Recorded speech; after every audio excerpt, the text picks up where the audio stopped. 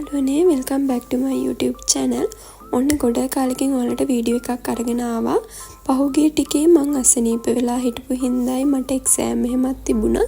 ඒ නිසා ඔයාලට වීඩියෝ එකක් අරගෙන එන්න බැරි වුණා. ඔන්න අද කාලෙකින් වීඩියෝ එකක් අරගෙන ආවා. ඉතින් මං අද උදේම නැගිටලා මගේ කාමරේ මේ ඇඳ එහෙම අස් කරලා උදේ කෑම එක ගන්නවා තමයි ඔයා මේ වීඩියෝ එකෙන් දකින්නේ. ඉතින් එහෙනම් දිගටම වීඩියෝ එකත් එක්ක එකතු වෙලා ඉන්න. අද තියෙන්නේ ඩේ vlog එකක්. ඉතින් ඊට පස්සේ මම කාලෙම ඉවර වෙලා වොෂ් එකක් දාගන්න තමයි හදන්නේ. මම මෙන්න මේ ෆේස් වොෂ් දෙක යූස් කරනවා. ඇග්නස් එකයි කැමිලියා බියුටි එකේ ෆේස් වොෂ් එකයි. මේ දෙකෙන්ම මට හොඳ රිසල්ට් තියෙනවා. දැන් මම පහන එහෙම තියලා අද දවසේ වැඩ පටන් ගන්න හදන්නේ. අද දවසේ ගොඩාක් මට වැඩ තියෙනවා කරන්න. ඉතින් කොහොමද අද දවස මම ප්‍රොඩක්ටිව්ව ගත කරන්න කියලා මේ වීඩියෝ එකෙන් බලමු. දිගටම වීඩියෝ එකත් එක්ක එකතු වෙලා ඉන්න කියලා මතක් කරනවා. ඕගොල්ලෝ ගොඩ දෙනෙක් මගෙන් අහලා තිබුණා මම වීඩියෝස් අරගෙන ඉන්නේ නැද්ද කියලා. ඉතින් මම ආයෙත් දිගටම ඕගොල්ලන්ට වීඩියෝස් අරගෙන එනවා. ඉතින් දිගටම මගේ channel එකත් එක්ක එකතු වෙලා ඉන්න කියලා ආදරෙන් මතක් කරනවා. ඕගොල්ලෝ මගේ වීඩියෝස් වලට කැමති නම් මගේ channel එක subscribe කරලා like කරලා comment කරලා එකතු වෙන්න කියලාත් ආදරෙන් මතක් කරනවා. ඕගොල්ලන්ට පේනවා ඇති මගේ මේ රූම් එක ගොඩාක් හැඩි වෙලා තියෙන්නේ. ඉතින් අස් කරන්න උනේ නැහැ ගොඩ දවසකින්. ඒ වගේම මම ඊයේ තමයි ගෙදර ආවේ කැම්පස් එකේ ඉඳලා ඒ දේවල් අස් කරගන්නත් තියෙනවා. එහෙනම් අපි මුලින්ම මගේ රූම් එක පොඩ්ඩක් අස් කරගමු. මම ලොකුවට අස් කරන්න යන්නේ නැහැ. පොඩ්ඩක් අස් කරගමු. එහෙනම් මේ තියෙන රෙදි ටික හිම අයින් කරලා මේක අස් කරගන්න ඕනේ. ඉතින් අද නොවැම්බර් 1 වෙනිදා. ඉතින් අලුත් මාසෙක අලුතින් වැඩ පටන් ගනිද්දි මම නම් මුලින්ම කරන්නේ මගේ රූම් එක අස් කරන එක. මට මොකක් හරි දෙයක් පටන් ගන්න ඕන වුණාම මුලින්ම මගේ රූම් එක පිළිවෙලට තියෙන්න ඕනේ. ඉතින් ඒ හින්දා මම නම් හැමදාම කරන්නේ මොනවා හරි දෙයක් කරන්න ගත්තාම මගේ රූම් එක පිළිවෙලට අස් කරගන්න එක. එතකොට අර කරන්න තියෙන වැඩ ටිකත් ප්‍රොඩක්ටිව් විදිහට කරගන්න පුළුවන්. ඉතින් රූම් එක අස් කරලා ඉවර වෙලා මම මේ මගේ කොණ්ඩේට හෙයා මාස්ක් එකක් දාන්න හදන්නේ. මම මේ යූස් කරන්නේ එස්තරා හෙයා මාස්ක් එක. මේක ගොඩාක් හොඳයි. මගේ මේ තුන්වෙනි බොටල් එක මට මතක විදිහට මේකෙන් ගොඩාක් බේබි හෑර්ස් එහෙම වැවෙනවා. ඉතින් මගේ කොණ්ඩේ දිගට තිබුණු කොණ්ඩේ මම කැපුවා. ටිකක් කොටම කරා. මොකද මගේ කොණ්ඩේ ගොඩාක් යන්න ගත්තා සහ මේ ඝනකම ගොඩාක් අඩු වුණා. ඉතින් එහෙම දිග කොණ්ඩයක් තියන් ඉඳලා වැඩක් නැති හින්දා මම මෙන්න මේ කාරණට කොණ්ඩේ කොට කරන්න ලොකු ආසාවක් තිබ්බ හින්දා මම කොට කරා. ඉතින් දැන් චුට්ටක් කොණ්ඩේ ඝනකමට වවා ගන්න ඕන නිසා තමයි මම මේවා යූස් කරන්නේ.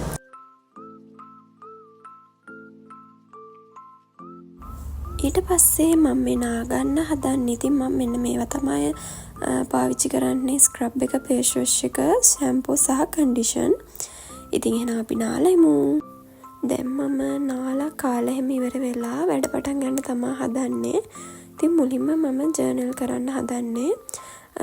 මට අද උදේ එහෙම කරන්න උනේ නැහැ. ඉතින් ඒ හින්දා දවල් ජර්නලින් කරනවා. මේකෙන් ලොකු සාහනයක් මගේ මනසට හම්බ වෙනවා. ඉතින් ඊට පස්සේ මම ටු-ඩු ලිස්ට් එකක් එහෙම හදාගෙන අද දවසේ තියෙන වැඩ ටික ප්ලෑන් කරගන්නවා. ඉතින් අද දවසේ මම ස්ටඩි වැඩ ගොඩක් කරන්න හිතන් ඉන්නවා. ඉතින් අපි බලමු කොහොමද මේ දේවල් කරන්න කියලා. ඉතින් දැන් අපි ඉන්නේ කැම්පස් එකේ 4th year එකේ. ඉතින් මේක තමයි අවසානම year එක. මේකේ පළවෙනි සෙම් එකේ අපිට ඇකඩමික් සහ රිසර්ච් වැඩ තමයි තියෙන්නේ. දෙවෙනි සෙම් එකේ තමයි ඉන්ටර්න් යන්න තියෙන්නේ. ඉතින් මම මේ මුලින්ම කරන්නේ අපිට තියෙන සබ්ජෙක්ට් ටිකට මගේ අර කලින් තිබුණු ෆයිල්ස් ටිකම සබ්ජෙක්ට් නේම් එක දාලා මේ හදාගන්න එක. ඉතින් ඒක වැඩ ටික කරගන්න ලේසි වෙයි කියලා හිතනවා. ඒ වගේම මේ අපේ මේ සෙමෙස්ටර් එකේ ඇකඩමික් වැඩ ගොඩාක් මේ ස්පීඩ් යනවා. ඉතින් ඒ හින්දා ඒවට ලෑස්ති වෙන්නත් ඕනේ. රිසර්ච් එකේ වැඩක් තියෙනවා. මම මේ ෆයිල්ස් ටික මේ විදිහට හදලා පිළිවෙලට හදාගෙන තියාගන්න තමයි හදන්නේ දැන්. ඊට පස්සේ ඉතින් මට නෝට් වාගයක් ලියන්න තිබුණා. ඒ ටික කරන්න තමයි හදන්නේ. ඉතින් වැඩ කරන්න දෙන්නේ නැහැ. මෙයා ඇවිත් මෙතන වද දෙනවා. ඉතින් පොඩ්ඩක් එයාවත් උරතල් කරලා තමයි වැඩ කරන්න පටන් ගන්නෙ. 4th year එකේ ෆස්ට් සෙමෙස්ටර් එක යන්නේ රැපිඩ් සෙමෙස්ටර් එකක් විදිහට. ඉතින් ඒ හින්දා අපිට තව මාස දෙකකින් වගේ එක්සෑම් උත් පටන් ගන්නවා. ඊට පස්සේ රිසර්ච් එකේ වැඩක් තියෙනවා. ඉතින් මේ දේවල් එක්ක නෝට් හදාගෙන ඉන්න වෙලාවකුත් නැහැ. වැඩ වැඩි වෙලා තියෙන්නේ. ඉතින් ඒ වුණාට හැමදේම බැලන්ස් එකේ කරගන්න බෑ. ඉතින් අපි දවසක් ප්‍රොඩක්ටිව් විදිහට ඉවර කරන්න ඕනි නම් අනිවාර්යෙන් අපි දවස ඇතුළත කරන්න තියෙන වැඩ ටික ටුඩු ලිස්ට් එකකට දාගන්න ඕනේ. මොකද එතකොට අපි දන්නවනේ අපි මෙන්න මේ දවස ඇතුළත මෙන්න මේ වැඩ ටික ඉවර කරගන්න ඕනි කියලා. ඉතින් එතකොට අපිට ගානට ඒ වැඩ ටික ඉවර කරගන්න පුළුවන්. හැබැයි ඉතින් සමහර දාට ඒ වැඩ ටික ඔක්කොම ඉවර වෙන්න ඇති වෙන්න පුළුවන්. ඒ වුණාට ඒ වැඩවලින් භාගයක් හරි අපි ඉවර කරාම අපිට ඒක ලොකු සතුටක්. ඉතින් මේ දවසේ නම් මම ටුඩු ලිස්ට් එකට දාගත්ත වැඩ ටික ඔක්කොම ඉවර කරා. ඉතින් මටත් තියෙනවා සමහර දවස් මම හිතන් ඉන්නේ නැති විදිහට ඉවර වෙන. ඉතින් ඒ වුණාට අපි උදේ නැගිට්ටාම ප්‍රොඩක්ටිව් විදිහට දවස ගෙවනවා කියලා හිතුවොත් අපිට අපේ වැඩ ටික කාර්යක්ෂමව ඉටු කරගන්න පුළුවන්. අපි වැඩක් පටන් ගත්තාම අපිට එන දෙයක්නේ කම්මැලිකම. ඉතින් එක්ක වැඩ කරන්න කම්මැලි, එහෙම නැත්නම් වැඩක් පටන් ගන්න කම්මැලි. එහෙම වුණාම පුළුවන් තරම් අපිට තියෙන වැඩවලට ටාගට් එක දුන්නොත් අපිට පුළුවන් කම්මැලි නැතුව වැඩක් කරන්න.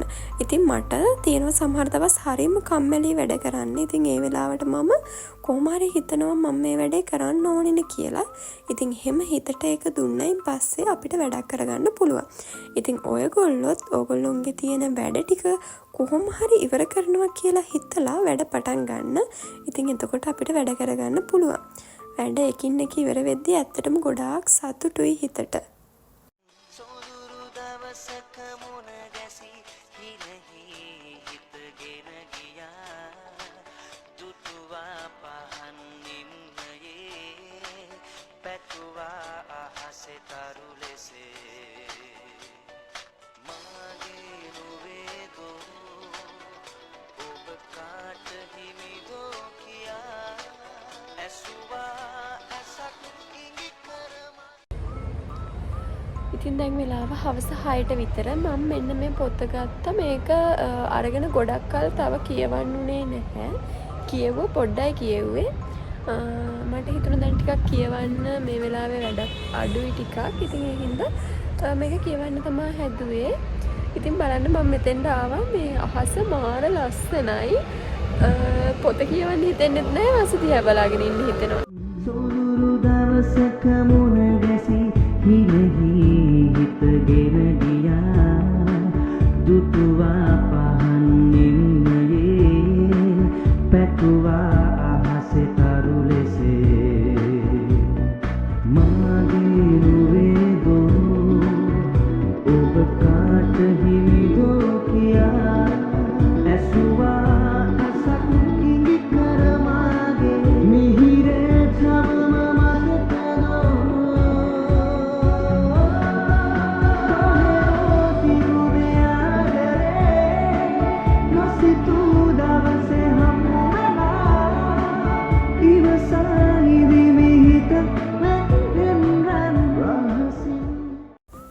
දැන් නම් ඉතින් රෑ වෙලා. ඉතින් මම අර කලින් ලියපු නෝට් එකේ ඉතුරු ටික ලියන්න තියෙනවා. ඉතින් ඒ ටික තමයි මම මේ කරන්නේ. මොකද භාගයක් ඉතුරු කරලා ආයෙ හෙට දවසේ ආයෙ පටන් ගන්න ඕනි නැහැනේ. ඒ හින්දා දැන් රෑ වෙලා වුණත් මම මේ නෝට් එක ඉවර කරලා තමයි නිදාගන්න කියලා හිතුවා. ඉතින් ඒ වැඩ ටික තමයි මේ දැන් කරන්නේ.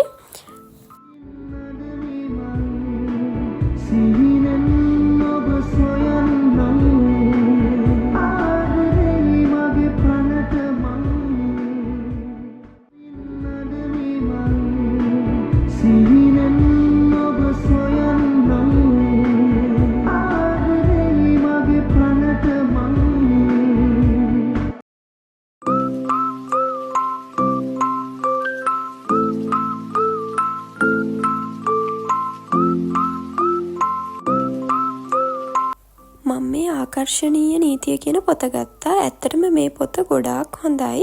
මම නම් ආකර්ශනීය නීතිය පිළිගන්න කෙනෙක්. ඉතින් මට එකෙන් ගොඩාක් හොඳ රිසල්ට් ලැබිලා තියෙනවා. ඉතින් මේ පොතේ තියෙන දේවලුත් ගොඩාක් ඇත්ත.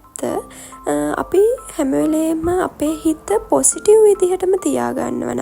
නෙගටිව් දේවල් හිතන්නේ නැත්නම් අපිට විශ්වෙනුත් ඒ දේවල් ලැබෙනවා. ඉතින් නෙගටිව් දේවල් අපේ හිතට යන්න අපිට වෙන්නේ නෙගටිව් දේවල්. ඒ වගේ දේවල් තමයි මේ පොතේ තියෙන්නේ. ඉතින් මම ඉස්සරහට මේ වීඩියෝ එකක් අරගෙන එන්නම් මේ පොත ගැන. ඕගොල්ලෝ කැමති නම්.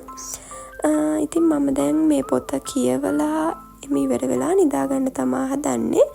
ඔයාලට ආයෙත් වීඩියෝ එකක් අරගෙන මම ඉක්මනටම එන්නම්. එතකල් පරිස්සමෙන් ඉන්න. ඒ වගේම මගේ වීඩියෝස් වලට කැමති නම් channel එක subscribe කරලා එකතු වෙන්න කියලා මතක් කරනවා. bye